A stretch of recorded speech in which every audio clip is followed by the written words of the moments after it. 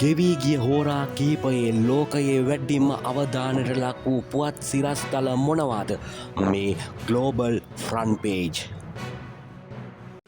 ශ්‍රී ලංකාවට බලපෑති අයහපත් කාලගුණික තත්ත්වය පිළිබඳව ජාත්‍යන්තර පුවත් වෙබ් අඩවි මෙලෙස වාර්තා කර සිටියා. Death toll reaches 6 million as Sri Lankan hits by rising world water.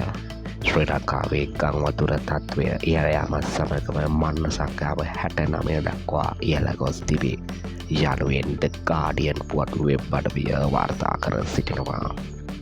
Sri Lanka battered by cyclone has death toll climbs to 69.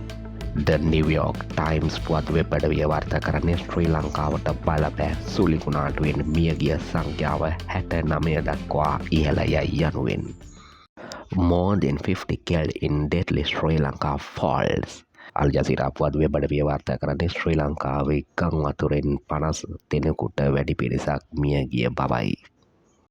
Sri Lanka braces for more flooding as cyclone Ditwa claims 46 lives.